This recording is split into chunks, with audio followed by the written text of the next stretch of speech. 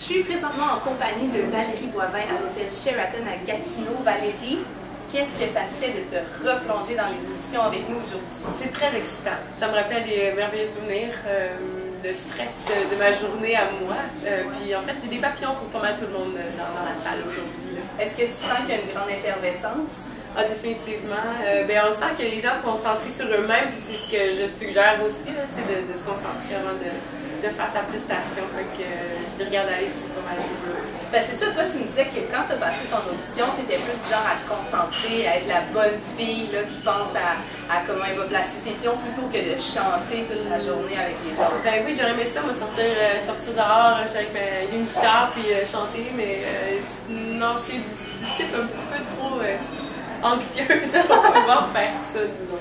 Puis toi, justement, parlons-en, là, c'est du stress passer une audition. Comment tu as fait pour gérer ton stress quand tu es venu auditionner pour Star Academy? Je pense que je suis du style robot. C'est-à-dire que j'arrive, comme tu dis, là, je suis dans ma bulle, puis je fais ce que j'ai à faire, puis un coup c'est fini, là. Puis honnêtement, après avoir fait les deux chansons, on a envie de recommencer encore. Donc c'est positif comme expérience, faut pas avoir peur des juges. Non, définitivement pas. Puis évidemment, ils ne feront pas d'émotion, tu sais. Ouais. Mais heureusement, parce que tu veux pas te laisser déstabiliser. Je sais que c'est facile à dire, mais je suis tellement du style à faire comme ben là, j'aurais dû faire ça un petit peu plus haut, c'était pas juste, nanana. Puis tu penses à plein d'affaires en même temps, mais ça vaut pas la peine de faire ça. Je pense qu'il faut donner tout ce qu'on a. Et puis, le reste s'en suivra finalement. Là, si tu es dû pour y aller, tu vas passer. Tu vas y aller. Et toi, tu avais essayé d'auditionner avant, en fait, l'édition de 2005. Raconte-nous cette histoire-là. Avant l'édition 2005, je pense que c'est la première année, tout le monde te pousse pour y aller, puis là, t'as 16 ans. Tu te dis, ben là, je peux pas, j'ai pas l'âge, mais non, je peux pas, j'ai pas l'âge, puis finalement, tout le monde te pousse tout le temps, tellement que tu y vas, puis là, tu te dis, ben, je me suis fait retourner le bord. Est-ce que tu étais déçue, même si à la base, toi, tu voulais pas venir la première fois? Est-ce que là, tu t'étais dit, là, oui, je vais y aller? Comment t'as vécu ça? En 2005, comment? Ben en fait, je me souviens un matin, le matin même, puis genre, il me semble que non, j'étudiais déjà en musique, puis j'étais pas sûre. Puis là, mon ami, ah oui. Fait que là, j'y en donne une bonne à Sandra, merci beaucoup. Parce que vraiment, c'était une super belle expérience, fait que je n'en regretterai jamais cette expérience, ça c'est certain.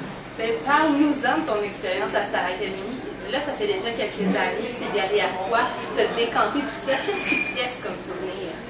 De merveilleux souvenirs, même si c'était, parfois c'est pas rose tout le temps, là, je veux dire, on roule pas mal. Ça m'a pris justement la persévérance et à pas arrêter finalement à couler. Ça m'est arrivé dans ma carrière par après aussi d'avoir comme 2 shows de suite ou d'être obligée de chanter avec un rhume ou autre chose. Donc ça t'apprend les réalités du métier qu'aucune école ne t'apprend finalement. C'est vrai que c'est une académie, une école. Ah oui, définitivement. Puis t'apprends du positif comme du négatif, c'est certain. Moi, en faisant ma recherche, je suis tombée sur certaines des prestations justement que tu avais fait à Star Academy et tu m'as fait plaisir parce qu'une de mes chansons préférées au monde, c'est Ain't No Mountain High Enough, que tu as eu la chance d'interpréter avec Nicolas Richard. Je veux qu'on parle de tout ça parce qu'en plus, premier point, non seulement vous êtes à l'académie, vous êtes vraiment là, vous avez à vous dépasser à chaque semaine. Et là, toi, cette performance-là, qui est déjà quelque chose, tu l'as fait dans les airs, sur une plateforme. Parle-moi de ça. Comment tu as réagi quand on t'a dit, ben finalement, tu chantes pas sur la scène, tu chantes dans les airs? Ben moi, j'étais juste troublée que la plateforme était transparente, puis que moi, j'étais en robe. Oh non! Là, je regarde le styliste, j'aime pas ça du tout. Je vais me mettre des collants. Fait que non, ça c'était quelque chose. Ouais. Puis je me souviens, ah oui, écoute, Jean Lamoureux il me fait faire des affaires là. Puis je me souviens, je tentais, puis là, Grégory il se détache de la nacelle, chose qu'on devait faire. Puis moi, on le voit sur la vidéo, j'oublie de me détacher. Moi, je suis comme un moment donné, puis je me détache en même temps. Fait qu'il y a plein de choses comme ça qui arrivent pendant les spectacles, pendant la tournée. J'en ai fait des bonnes, là. Ah ouais? S'il n'y a pas de mots. Valérie, il faut que tu chantes. Ah oui! Pardon! Oui, c'est qui m'a poussé, je pense que c'est Bruno, Stéphanie.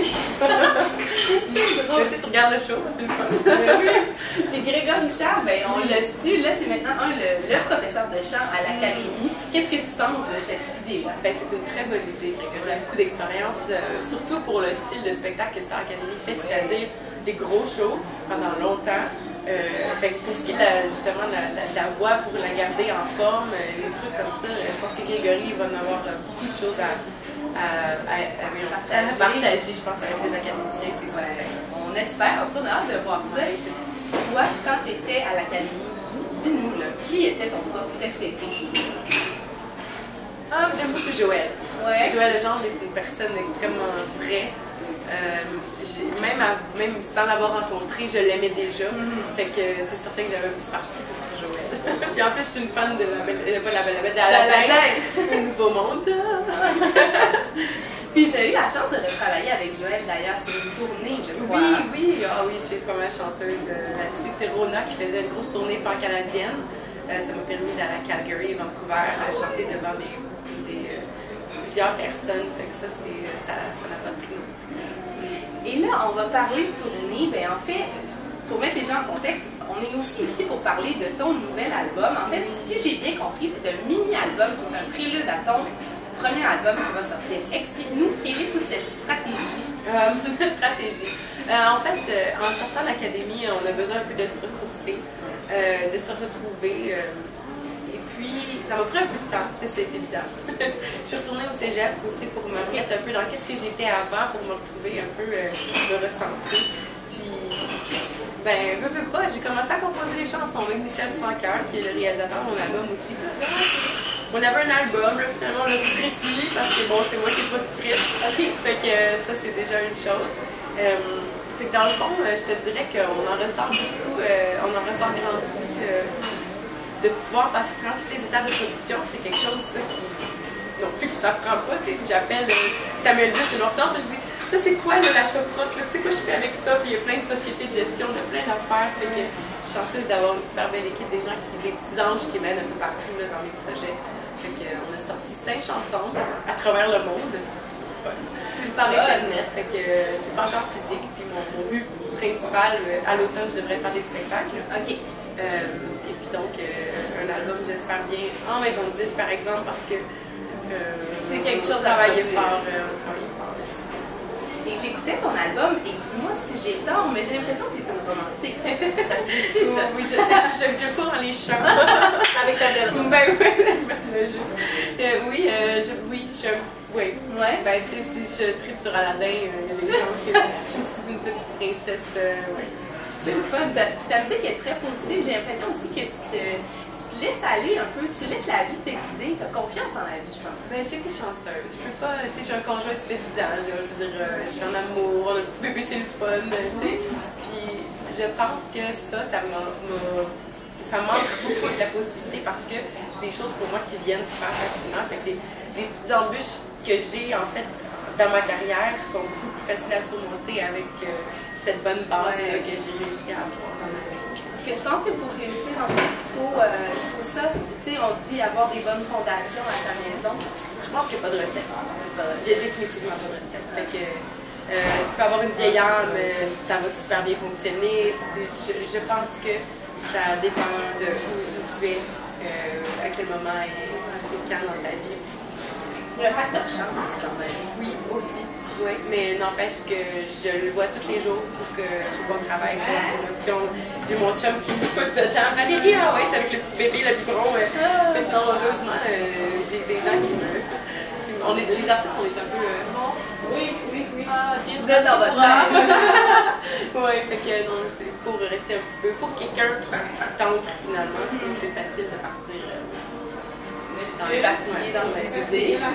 Et ton album, ben, en fait, ton mini-album, tu le rends disponible que sur le web. Est-ce que, selon toi, il y a beaucoup d'artistes qui font ça maintenant, est-ce que c'est la façon de faire? Encore là, il n'y a pas de recette, mais je pense que je vais être super honnête avec le public. Je pense que généralement, c'est rendu une question économique. L'ayant produit moi-même, ça coûte extrêmement cher. Tu peux sortir un album physique puis ça ne fonctionnerait peut-être pas autant. Fait que je pense que c'est une merveilleuse façon d'aller tenter le terrain un petit peu ou une carte de visite au pire pour le marché dans le fond parce que le Québec a beaucoup de talent et puis l'entonnoir, c'est ça. Il n'y a pas beaucoup beaucoup d'appui, peut-être. Exactement. Et est-ce que tu crois que aussi, là, toi, tu l'utilises le web pour t'aider, pour promouvoir ton album. Est-ce que tu crois qu'il y a l'envers de la médaille, puis c'est ça aussi qui rend l'industrie de la musique un peu plus difficile? On parle beaucoup du téléchargement illégal et tout ça. Qu'est-ce que tu penses de ça? Oh mon Dieu, j'ai une forte opinion sur le téléchargement. Puis écoute, je nomme pas de nom, mais il y a un ami sur Facebook qui dit ah, iTunes me coûte cher. Mais moi, je dis, mais bravo, t'achètes tes chansons. Là, il y en a un autre qui vient de dire, ben, achète pas tes chansons, tu peux tout downloader gratuitement. Là, moi, mon Dieu.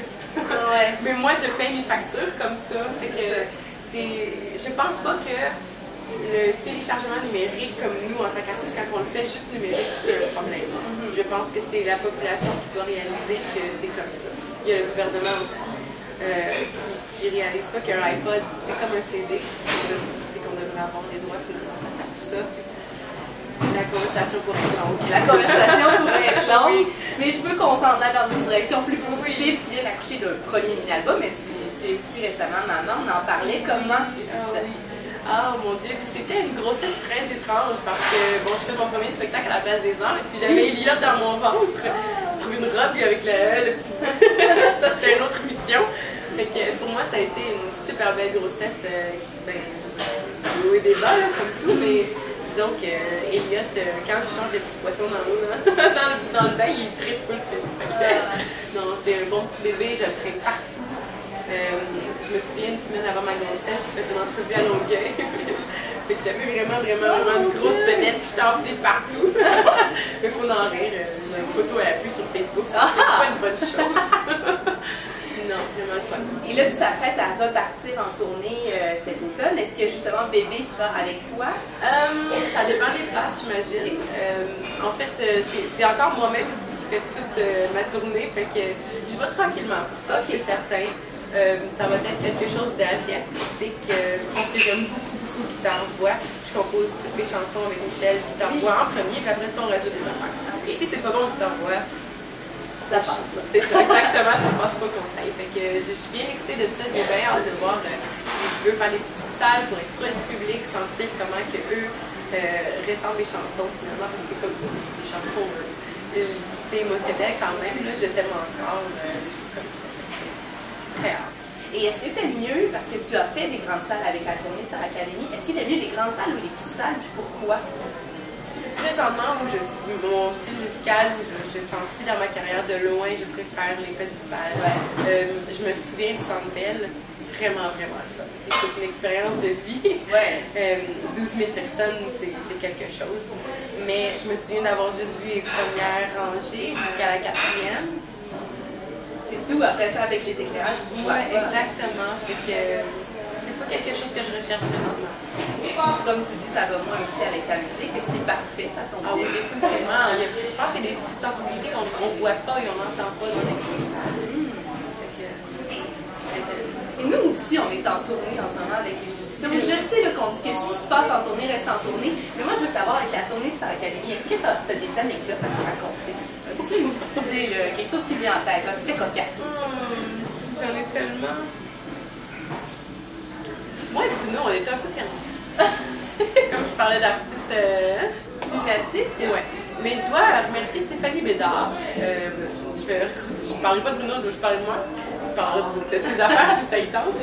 Mais dans la chanson, mon Dieu, dans la chanson, il y avait un moment donné où il y avait un gros spot qui descendait, un gros spot de plateau là, qui descendait du plafond.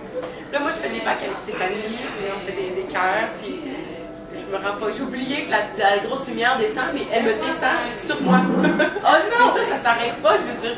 Ben, ça s'arrête, mais tu peux pas. Tu vas dire arrête. Stéphanie, elle pas me parle de bras. Elle me ramène dans la chaîne. Bon. Le gros spot descend, fait que j'ai hâte de voir. Ouais, c'est toujours en plus. Non, oui, c'est bien le fun, ça. Avant de terminer, je voulais évidemment connaître peut-être ton conseil pour les candidats qui viennent auditionner aujourd'hui. Ce serait quoi? Oh là là. Ben, donnez tout ce que vous avez à donner finalement, parce que je pense que une chose qu'on ne se rend pas compte en tant que chanteur ou artiste, c'est que tout peut chambouler n'importe quand. On est chanceux de faire ça, on est chanceux d'être capable de chanter. Il y en a plein de gens qui vont savoir un talent. Fait que moi, je pense qu'il faut chanter toujours comme si c'était la dernière fois. Ah, c'est beau. Je pense que ça, c'est le truc à faire. Ah, c'est vraiment beau. C'est un beau conseil. Et en terminant, si on veut suivre ta carrière, on veut savoir où tu vas être en spectacle cet automne, quelle est l'adresse de ton site web pour tout connaître? ValérieBoivin.com. Oh, super ça. Merci beaucoup, Valérie. C'est une continuité. Bonne journée.